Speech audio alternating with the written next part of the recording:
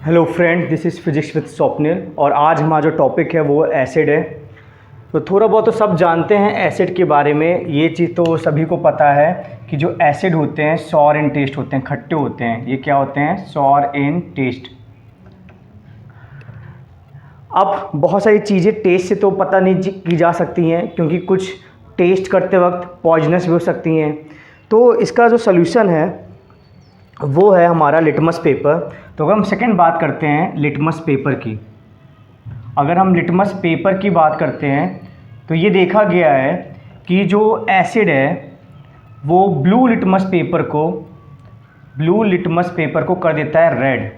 क्या कर देता है? ब्लू लिटमस पेपर को red. Asset turns blue litmus paper red. ठीक है, तो एसिड क्या कर देता है? ब्लू लिटमस पेपर को क्या कर देता है? रेड। तो बिना टेस्ट किए भी हम लिटमस पेपर की हेल्प से पता कर सकते हैं कि वो चीज़ एसिड है नहीं है। अगर एसिड ब्लू लिटमस पेपर में हम डालेंगे तो ब्लू लिटमस पेपर का जो कलर है रेड हो जाएगा, जिससे समझ में आ जाएगा कि हमने जो डाला है वो एसिड डाला है। तो एक और तरीका हमारे पास चेक करने का, वो है मिथाइल ऑरेंज। मिथाइल ऑरेंज आपको लैबोरेटरी में मिल जाएगा, आपकी केमिस्ट्री लैब में मिल जाएगा। तो मिथाइल ऑरेंज एक लिक्विड होता है और ये जो हो जाता है, इसका जो कलर होता है वो पिंक हो जाता है। Methyl orange turns pink. कैसा हो जाता है? ये पिंक हो जाता है। ठीक है, जब भी एसिड इसमें डलता है तो मिथाइल ऑरेंज क्या हो जाता है? पिंक होता है। ठीक है, methyl orange turns pink when acid is added. जब एसिड डाला जाता है तो जो मिथाइल ऑरेंज है वो क्या हो जाता है? पिंक हो जाता है। तो ये तो तीन प्रॉपर्टीज़ हैं। ये तो हमारी हो गई आइडेंटिफिकेशन की। ये तीन प्रॉपर्टीज़ इसकी हो गई आइडेंटिफिकेशन की कि कैसे पहचाने कि कोई चीज़ एसिड है या नहीं। तो पहली चीज़ क्या थी? सोर इन टेस्ट होता है। लिटमस पेपर में क्या था कि ब्लू लिटमस पेपर को वो रेड कर देता है, और मिथाइल ऑरेंज में क्या था? मिथाइल ऑरेंज का कलर वो क्या चेंज कर देता है? पिंक। ओके, अब अपन जो बात करने वाले हैं आइडेंटिफिकेशन, तो इसकी हो गई है। ये तीन जो बताते हैं वो हमारी आइडेंटिफिकेशन बताते हैं कि कैसे पहचाने कि कोई चीज़ एसिड है या नहीं है। अब हम पढ़ेंगे इसकी प्रॉपर्टीज़, ये एसिड बिहेव कैसे करते हैं। ठीक है, तो इनकी प्रॉपर्टीज अपन पढ़ते हैं। जो पहली प्रॉपर्टी है एसिड की वो ये है कि जब एसिड का रिएक्शन मेटल के साथ होता है, तो हमें सॉल्ट और हाइड्रोजन गैस मिलती है। तो एसिड जो है मेटल के साथ रिएक्ट कर जाते हैं और हमें क्या देते हैं? सॉल्ट और हाइड्रोजन गैस देते हैं। फॉर एग्जांपल, अगर हम Zn लेते हैं और Zn का रिएक्शन हम HCl के साथ करवाते हैं। Zn हमारा मेटल है, HCl हमारा एसिड है। तो Zn क्या है? हाइड्रोजन से ज़्यादा रिएक्टिव है, तो Zn रिप्लेस कर देगा हाइड्रोजन को और हमें हाइड्रोजन गैस मिल जाएगी। उसी तरह अगर हम Zn का रिएक्शन H2SO4 के साथ करवाते हैं तो फिर से Zn ज़्यादा रिएक्टिव है हाइड्रोजन से, तो Zn क्या कर देगा? फिर से H2 क्या कर देगा? रिप्लेस करवा देगा। इस रिएक्शन को बोलते हैं डिस्प्लेसमेंट रिएक्शन बोलते हैं। अगर हम बात करते हैं कॉपर की बात करते हैं, तो कॉपर क्या होता है? लेस रिएक्टिव होता है हाइड्रोजन से, तो कॉपर डिस्प्लेस नहीं कर पाएगा, तो ये रिएक्शन नहीं होगा। जब ये रिएक्शन होता है तो ये जो रिएक्शन होता है वो एक्सोथर्मिक होता है। कैसा होता है? एक्सोथर्मिक होता है, हीट रिलीज होती है, एक्सोथर्मिक रिएक्शन होता है। ये बीकर गर्म हो जाता है। ठीक है, और दूसरी बात है कि हम कैसे पता करें कि जो गैस निकली है वो हाइड्रोजन गैस ही है। तो देखते हैं कि how to identify the gas.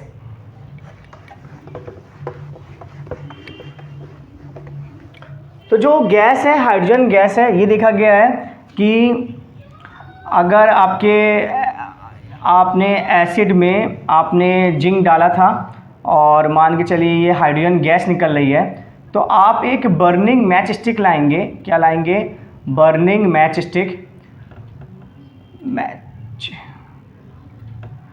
Stick लाएंगे तो आपको पॉप साउंड सुनाई देगा। कैसा साउंड सुनाई देगा? Pop sound. आपने सुना होगा पॉप साउंड, जब भी आप थम्स अप की बोतल खोलते थे जो कांच चली जाती थी तो पॉप साउंड आता था। तो वैसे ही आपको पॉप साउंड आएगा। तो यही आइडेंटिफिकेशन होती है हाइड्रोजन गैस की, क्योंकि हाइड्रोजन गैस एक कलरलेस गैस है, ऑर्डरलेस गैस है। So when you bring the matchstick near the gas we hear a pop sound, that is the identification of the hydrogen gas.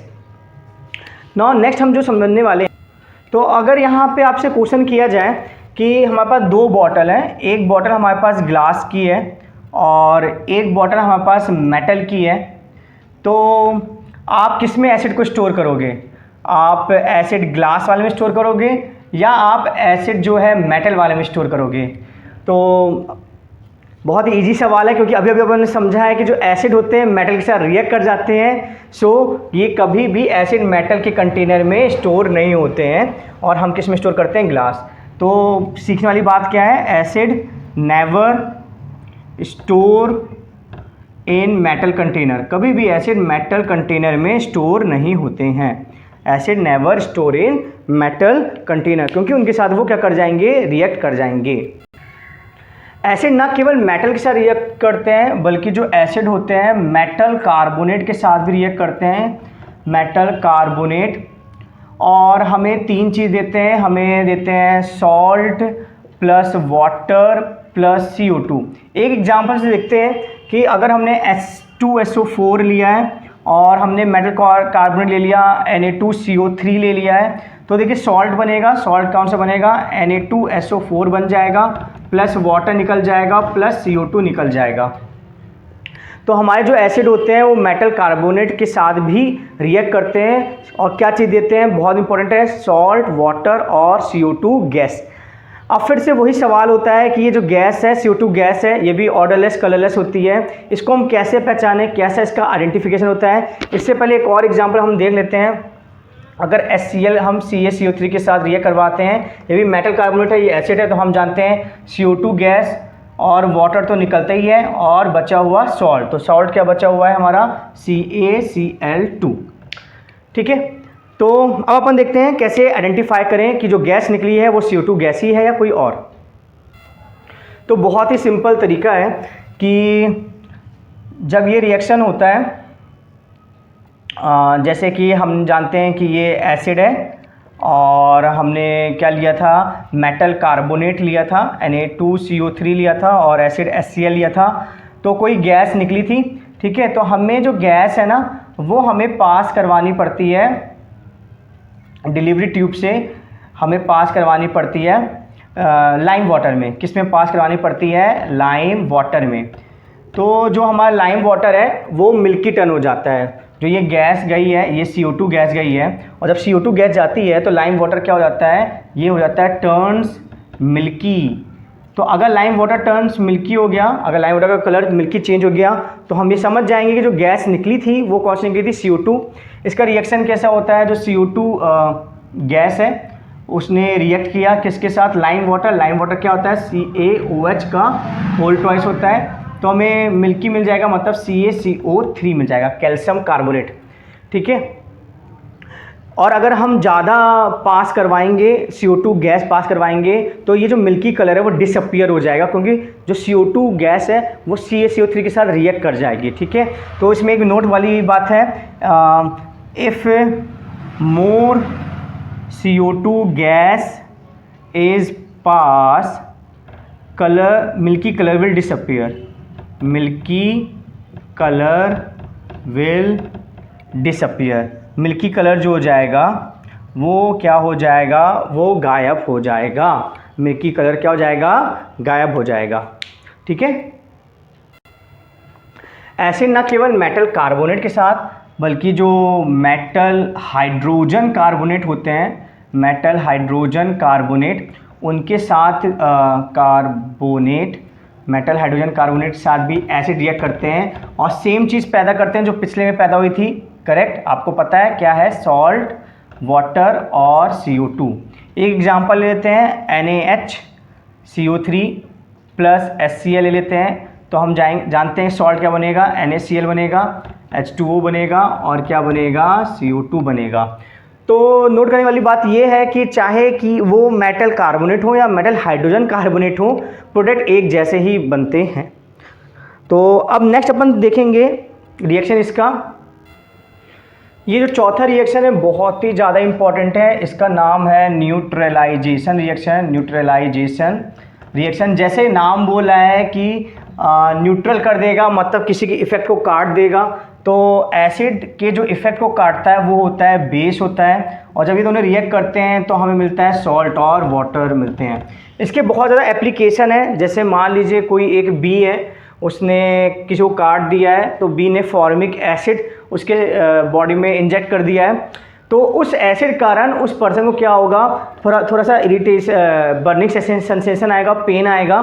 तो अगर वो baking powder लगा देता है उस जगह, तो क्योंकि बेकिंग पाउडर थोड़ा बहुत अल्कलाइन होता है, तो उस बेस होता है, तो उसको क्या होगी, आराम मिलेगा। या वो टूथपेस्ट लगा दें, टूथपेस्ट भी बेसिक होते हैं, तो जो बेस है वो एसिड के इफेक्ट को काट देगा और उसको थोड़ा आराम मिलेगा। तो देख लेते हैं, बहुत सिंपल एग्जांपल है। HCl जब बेस NaOH के साथ रिएक्ट करता है तो हमें सॉल्ट मिलता है NaCl और मिलेगा H2O। तो बहुत ही सरल था ये। अब इसमें अपन नेक्स्ट सीखते हैं। अब हम रिएक्शन देखेंगे, reaction with metallic oxide. Reaction with metallic oxide. तो जो मेटेलिक ऑक्साइड है, जब वो एसिड के साथ रिएक्ट करता है तो हमें जो मिलता है वो मिलता है सॉल्ट और वाटर मिलता है। हमें क्या मिलता है, सॉल्ट और वाटर मिलता है।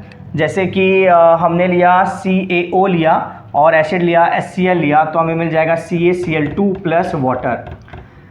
ठीक है, तो आपको याद रखना है कि सॉल्ट और वाटर मिलता है, इसमें हमें कोई गैस नहीं मिलती है। पहले वाले रिएक्शंस में हमें गैस मिल रही थी और न्यूट्रलाइजेशन में, तो ये जो न्यूट्रलाइजेशन रिएक्शन का प्रोडक्ट था सॉल्ट और वाटर, यहाँ भी हमें सिमिलर प्रोडक्ट मिल रहा है। अगर हम कंपेयर करते हैं न्यूट्रलाइजेशन रिएक्शन से, तो वो उसमें क्या था, base plus acid gave salt plus water. तो आप देखिए वाटर मैच कर रहा है, सॉल्ट मैच कर रहा है, एसिड मैच कर रहा है। तो इससे हम कंक्लूड कर सकते हैं कि जितने भी मेटेलिक ऑक्साइड होते हैं वो सारे क्या होते हैं, बेसिक होते हैं। All metallic oxide are basic. ये बहुत बड़ी चीज़ है और बहुत इंपॉर्टेंट चीज़ है। जितने भी मेटेलिक ऑक्साइड होते हैं वो सारे के सारे क्या होते हैं, वो बेसिक होते हैं। अब रिएक्शन विथ मेटेलिक ऑक्साइड अपन देखेंगे। रिएक्शन विथ मेटेलिक ऑक्साइड, तो मेटेलिक हाइड्रोक्साइड, अभी ऑक्साइड तो अभी जस्ट देखा था, तो reaction with metallic hydro oxide. तो जो मेटेलिक हाइड्रो ऑक्साइड है, मेटेलिक हाइड्रो ऑक्साइड होते हैं, वो भी एसिड के साथ रिएक्ट करते हैं और सिमिलर प्रोडक्ट देते हैं सॉल्ट और वाटर। हर एक एसिड वाली रिएक्शन में सॉल्ट तो मिलना ही मिलना है अपन को। तो एक कोई मेटेलिक हाइड्रोक्साइड लेते हैं जो बहुत फेमस है, MgOH का होल ट्वाइस, और एसिड लेते हैं HCl, तो हमें मिल जाएगा MgCl2 प्लस वाटर। तो इसका स्पेशल नाम है, इसको बोलते हैं मिल्क ऑफ मैग्नीशिया, इसको बोला जाता है मिल्क ऑफ मैग्नीशिया। और इसका बहुत बड़ा रोल होता है, कभी भी एसिडिटी होती है या इनडाइजेशन होता है। क्यों होता है, क्योंकि फूड हैबिट्स रेगुलर नहीं होती है या बहुत ज़्यादा आप घंटों से आपने खाना नहीं खाया है, तो अमाउंट ऑफ HCl जो होता है वो बढ़ जाता है। तो जब अमाउंट ऑफ HCl बढ़ जाता है तो उसके कारण बहुत ज़्यादा तकलीफ़ें होती हैं, जलन टाइप की होती है। उसको उसके इफेक्ट को काटने के लिए हमें क्या चाहिए, हमें उसके इफेक्ट को काटने के लिए हमें क्या चाहिए, हमें एक चाहिए बेस। तो ये जो हमारा मिल्क ऑफ मैग्नीशिया है बेस की तरह बिहेव करता है, क्योंकि आप याद करिए जब हमने न्यूट्रलाइजेशन रिएक्शन पढ़ा था तो उसमें क्या पढ़ा था, base plus acid gave salt plus water. तो देखिए वाटर मैच कर गया, सॉल्ट मैच कर गया, एसिड मैच कर गया, तो ये क्या होना चाहिए, बेस होना चाहिए। तो जितने भी मेटेलिक हाइड्रोक्साइड होते हैं वो सारे के सारे क्या होते हैं, बेस होते हैं। और हम जानते हैं न्यूट्रलाइजेशन रिएक्शन जब हमने पढ़ा था कि बेस एसिड के इफेक्ट कौन काटता है, बेस। तो मिल्क और मैग्नीशिया पीने से हमें राहत मिलेगी। अब एक बहुत बेहतरीन चीज़ अपन समझने वाले हैं। मान लीजिए ये एसिड है, जो भी एसिड होता है वो पोलर होता है, मतलब उनमें अपोजिट चार्जेस होते हैं। हाइड्रोजन में हमेशा प्लस चार्ज होता है और Cl में क्या होता है, नेगेटिव चार्ज होता है। अब हमने ये जो था वाटर था, वाटर में हमने एसिड डाल दिया, तो हम जानते हैं वाटर के जो मॉलिक्यूल्स होते हैं H2O से बने रहते हैं, ठीक है।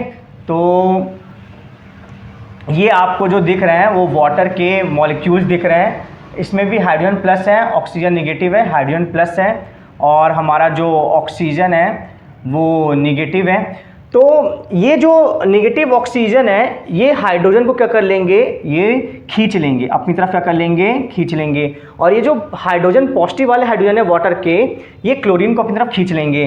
तो हमारा क्या हो जाएगा, H प्लस अलग हो जाएगा और Cl माइनस अलग हो जाएगा, ठीक है। तो हम क्या कह सकते हैं कि जब वाटर डाला जाता है, जब एसिड डाला जाता है वाटर में, जब एसिड डाला जाता है वाटर में, तो वाटर क्या करता है, इनको सेपरेट कर देता है, इनके बॉन्ड को ब्रेक कर देता है अपनी हाइड्रेशन एनर्जी से, और हमें क्या मिल जाता है, H प्लस और Cl माइनस।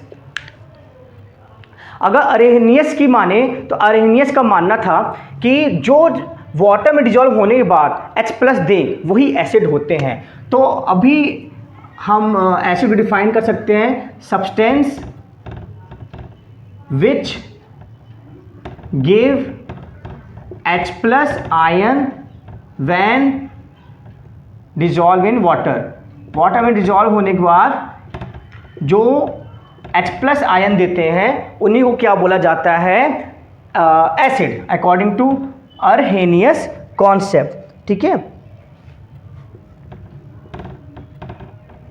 ठीक है, अकॉर्डिंग टू अर्हेनियस। इसमें कुछ बातें हैं।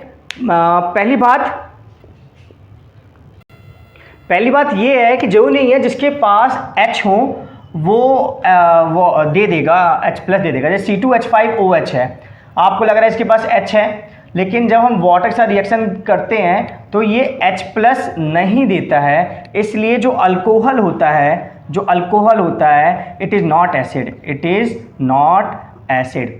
उसी तरह अगर हम ग्लूकोज को लें, C6H12O6 की बात करते हैं, जब हम इसको वाटर में पुट करते हैं तब भी हमें H प्लस नहीं मिलता है, तो हम बोल सकते हैं कि जो ग्लूकोज है, glucose is also not acid.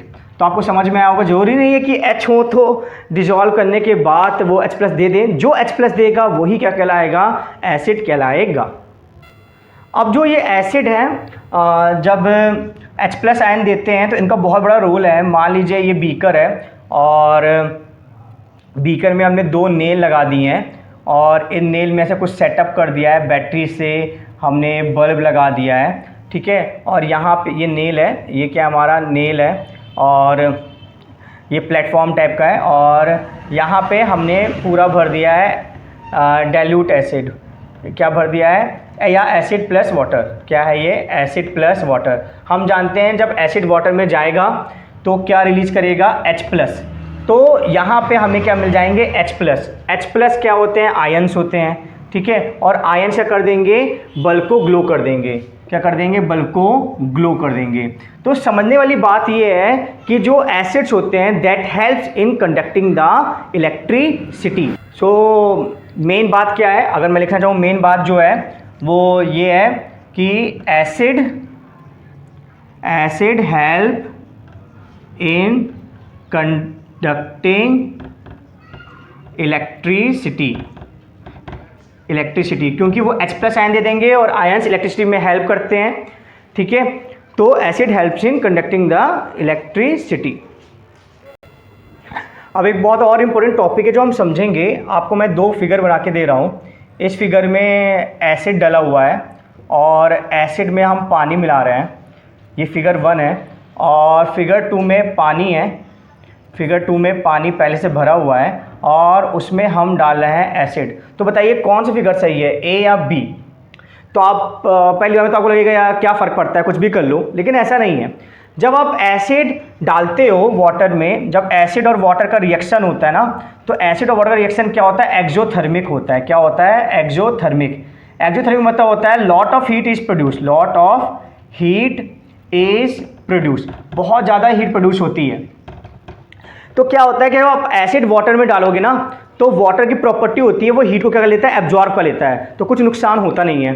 ठीक है, वाटर प्रॉपर्टी क्या होती है, वाटर की प्रॉपर्टी क्या होती है, water property is to absorb heat. ठीक है, तो वाटर तो एब्जॉर्ब कर लेगा, हीट कर लेगा, तो कोई दिक्कत बात नहीं है। लेकिन अगर आपने वाटर डाला, अगर आपने वाटर डाला, एसिड में डाला, तो कोई और एब्जॉर्ब करने के लिए हीट नहीं है, तो जो ये हीट होगा ना, ये स्प्लैश कर देगा एसिड को, क्या करेगा, स्प्लैशिंग ऑफ एसिड हो जाएगा। क्या हो जाएगा, स्प्लैशिंग ऑफ एसिड। एसिड क्या हो जाएगा, मुंह में आ जाएगा, और एसिड क्रोसिव होता है तो बर्निंग भी हो सकती है ना, और बहुत ही नुकसान हो सकता है, स्प्लैशिंग भी हो सकता है, और बहुत ज़्यादा हीट के कारण क्या हो सकता है, ग्लास ब्रेक भी हो सकता है, ग्लास क्या हो सकता है, ब्रेक भी हो सकता है, तो एसिड आपका फैल ना जाए। तो हमेशा, तो ये कभी भी एसिड में वाटर नहीं डालना चाहिए, ये गलत है, कभी भी एसिड में पाउडर नहीं चाहिए, हमेशा वाटर में एसिड डालना चाहिए।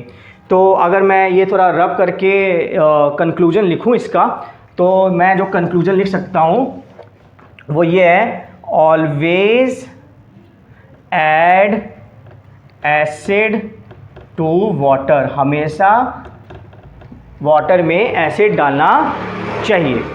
ओके, आई होप आपको समझ में आया होगा। एक और एक्सपेरिमेंट है जिससे बहुत कुछ सीखने को मिलेगा। मान लेते हैं टेस्ट ट्यूब है, और टेस्ट ट्यूब में HCl एसिड पड़ा हुआ है, और इसमें हम मैग्नीशियम मेटल डालते हैं, और इसमें हम जिंक डालते हैं। तो आपको बताना है किसमें जल्दी बबल्स आपको देखने को मिलेंगे, जैसे ही डालने के बाद बबल्स आपको मिलेंगे जल्दी। In which you will see first bubbles, सबसे पहले आपको बबल्स किस में दिखाई देंगे। तो हम सब जानते हैं जब एसिड जो होता है वो मेटल के साथ रिएक्ट करता है तो हमें मिलता है सॉल्ट, मिल जाता है, और हाइड्रोजन गैस। तो यही जो बबल्स हैं वो क्या होंगे, हाइड्रोजन गैस के होंगे। अब किस में ज़्यादा मिलेगा, क्योंकि अब ये रिएक्टिविटी सीरीज के ऊपर होता है। ठीक है, हम जानते हैं मैग्नीशियम मेटल क्या होता है, ज़्यादा रिएक्टिव होता है, तो ज़्यादा रिएक्टिव है तो जल्दी रिएक्ट करेगा और जल्दी वो बबल्स देगा। सो इसका आंसर है magnesium is more reactive than zinc, बहुत ज़्यादा रिएक्टिव है जिंक से। देयरफॉर वी विल सी, ये ए मान लेते हैं, बी मान लेते हैं, we will see bubbles first in A. सबसे पहले हमें जो बबल्स दिखाई देंगे वो किस में दिखाई देंगे, ए में दिखाई देंगे। अब एक लास्ट टॉपिक हमें समझना है, स्ट्रॉन्ग और वीक एसिड। देखो मैं ये मिटा नहीं रहा हूँ जब से जो लिखा है बॉक्स में, क्योंकि ये तो हार्ट ऑफ द चैप्टर है कि एसिड होते क्या हैं। एसिड वो होते हैं जो वाटर में डिजॉल्व होने के बाद H+ आयन दें। तो स्ट्रॉन्ग एसिड क्या होते हैं, स्ट्रॉन्ग एसिड बहुत ही सिंपल है। अगर स्ट्रॉन्ग एसिड की बात करते हैं, अगर मैं 100 मॉलिक्यूल्स लूँ, अगर मैं 100 मॉलिक्यूल्स लेता हूँ, HCl के लेता हूँ और उसको वाटर में डालता हूँ, तो मुझे 100 H+ आयन मिलेंगे। मतलब जो हमारा HCl है वो कम्प्लीटली आयनाइज हो जाएगा, कम्प्लीटली आयनाइज हो जाएगा। HCl जैसे जो हम बोल सकते हैं एसिड विच कम्प्लीटली आयोनाइज और which give more H+ ion, which give more H+ ion, जो ज़्यादा H+ आयन देगा इज स्ट्रॉन्ग एसिड। उसको हम क्या बोलेंगे, स्ट्रॉन्ग एसिड बोलेंगे। ठीक है, अब HCl के अलावा एक दो और एग्जाम्पल हैं जो अपन ले सकते हैं। तो इनका जो ग्रुप है वो है HCl, HNO3 और H2SO4। तो ये तीन आपको याद रखने हैं कि ये स्ट्रॉन्ग एसिड्स होते हैं, ये कम्प्लीटली अनाइज हो जाते हैं। 100 मॉलिक्यूल आप करोगे वाटर में, 100 के 100 H+ मिलेंगे, या आप अदर वे में बोल सकते हो कि जो ज़्यादा H+ आयन दे। ओके, अगर वीक एसिड की बात करते हैं, अगर हम वीक एसिड की बात करें, तो जो वीक एसिड होते हैं वो होते हैं जो पार्शली आयोनाइज होते हैं। क्या होते हैं, पार्शली आयोनाइज होते हैं, या हम बोल सकते हैं जो which give less hydrogen ion, which give less H+ ion, जो कम H+ आयन देते हैं। ठीक है, जैसे अगर हमने 100 मॉलिक्यूल लिए हमने 100 मॉलिक्यूल लिए CH3COOH के, तो हमें केवल 20 H+ आयन मिलेंगे। 80 तो टूटेंगे नहीं, बोलेंगे भाई हम नहीं टूट रहे हैं जो ठीक है, तो 80 नहीं टूटेंगे, केवल 20 ही टूटेंगे। तो पार्सली एनालाइज हुए, कम H+ आयन दिए, इसलिए वीक एसिड है। इसकी फैमिली में और कौन कौन आता है, तो इसकी फैमिली में आता है H2CO3 आता है, सेकंड आता है H2CO3, इसको बोलते हैं कार्बोनिक एसिड। कार्बोनिक एसिड भी वीक एसिड है, ये बहुत इंपॉर्टेंट है, बार बार पूछा जाता है एग्जाम में। Hydrogen sulphide H2S, hydrogen sulphide भी वीक एसिड है, ये आपको याद ही होना चाहिए। हाइड्रोजन सल्फाइड क्या होता है, वीक एसिड होता है। और फिर हाइड्रोजन साइनेड HCN, इसको बोलते हैं हाइड्रोजन साइनाइड, इसको बोलते हैं हाइड्रोजन साइनिक, हाइड्रोजन साइनिक एसिड बोला जाता है। और जो लास्ट हमारा है वो है H2SO3 है, H2SO3 है, इसको बोला जाता है सल्फ्यूरस एसिड बोला जाता है, सल्फ्यूरस एसिड बोला जाता है। और एक और है जो मुझे अभी याद आया, H3PO4, H3PO4, इसको बोलते हैं फॉस्फोरिक एसिड बोलते हैं, फॉस्फोरिक एसिड। तो जितने भी ये एसिड हैं ये सारे वीक हैं, मतलब 100 मॉलिक्यूल आप लोगे तो केवल 20 ही टूटेंगे, 80 तो टूटेंगे नहीं, या आप बोल सकते हो बहुत कम H+ आयन ये देंगे। लास्टली अब मैं ये कंक्लूड करूँगा कि जब भी एसिड पानी में आप डालते हो तो जो H+ आयन मिलता है वो बहुत ज़्यादा एक्टिव होता है, आप कभी भी H+ आयन नहीं पा सकते हो। ये H+ आयन तुरंत वाटर के साथ रिएक्ट करके हाइड्रोनियम आयन बना लेता है, इसको बोला जाता है, इसको बोलते हैं हाइड्रोनियम आयन, हाइड्रोनियम आयन जो कि स्टेबल होता है। तो आपको कभी भी H+ नहीं मिलेगा, क्योंकि जो H+ है तुरंत वाटर के साथ मिलके क्या बना लेगा, करेक्ट, हाइड्रोनियम आयन मिलेगा। Thank you so much for this lecture.